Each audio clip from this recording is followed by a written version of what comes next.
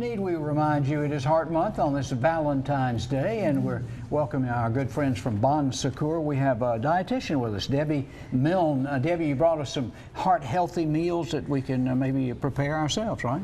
Well, they have some heart health qualities. Yeah. So yes, and I'd be happy to tell you more about them. Well, I like this because on Valentine's Day, so many people, like I was guilty, you know, you give the kids a little bit too much sugary stuff this morning, but there are some things, it doesn't have to be boring all the time to still be good for your heart. Yeah, and that's kind of what you've proven here. Okay, well, we could talk about first, well, for one, you hear a lot of people ask me, well, let's just go with the wine. Yeah, it's good for your heart, a glass a day, right? That's right. They will ask me, is it really good for your health? And I will say, what we know about it is correlated with populations that have better heart health outcomes. It is not a direct cause and effect link, but it's one of the factors that we observe. People who drink a glass of wine a day tend to have less heart disease. There's that association. Is this around the Mediterranean? Well, it is like the Mediterranean lifestyle. And there's a lot of different countries in the Mediterranean population, but generally they're more active. They eat together as a family. They have a glass of wine, less red meat. But again, maybe some theories are that it could be the polyphenols that are in the grape skins, and then it could be that it reduces stress. Yeah. But they haven't proven that link yet. So the AHA recommends don't start drinking if you don't drink. But if you do drink, drink in moderation. And as far as wine goes, one glass, one serving for women, 2 for men. Men always get more. Yeah. What can I say? And is dark chocolate, is that really better than milk chocolate? It is indeed. Dark chocolate has cacao in it, and the percent cacao in it is when you'll see for dark chocolate different percent ranges, like 40%, 50%, 70%. The higher the percent cacao, the more of the type of they're actually called flavonoids. They're another plant phytonutrient that helps improve heart health, like vascular function, may lower blood pressure.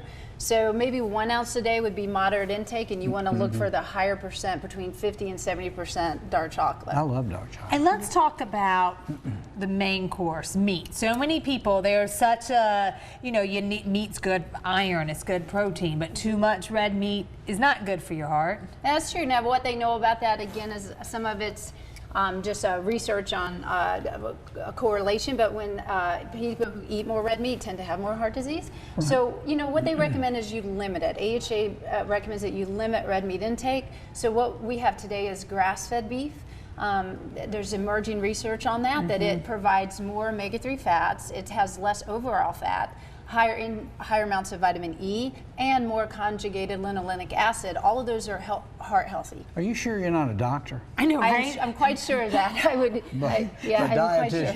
She's like, yeah, my paycheck will be a little bit different. Well, and I think the key word you use is moderation. I mean, you can eat red meat, just don't eat it 3 days a week. Exactly, and if you do, maybe you want to one-up it and spend a little more on it, and you can get grass-fed beef at reasonable prices in some of our more affordable grocery stores. You really can. It's not. Don't let that term scare you off and think it's going to be so expensive, because it's really not. And a lot of places have more and more. The selection on the menu, it's so nice to see it too. And of course, that means the greens. You can't go wrong. And look, they brought some of the grass.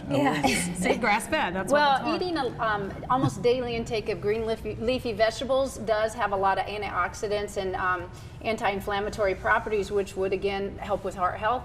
You can fun it up by adding nuts, which another heart healthy food choice. And these has dried cranberries in it. Just to give walnuts? Yes, they're walnuts. And what are these square things? Sweet potatoes. Sweet potatoes. Again, you can have potatoes. People ask me that all the time. Maybe they'll have a doctor that tells them not to because of their particular health condition, but generally you just watch the portion. Maybe no more than a half a cup of potatoes as part of your, your food choices for your plate. But it makes such a difference. It'll help fill you up, and it kind of lasts, especially if you are, working out, like those good carbs. Exactly, and if you're not enjoying eating whatever it is that you think you're limited to, I mean, eventually you're going to give up on it and just go back to not watching what you're doing at all. What do you do daily with Bon Secours, being a dietitian? Where do we find you?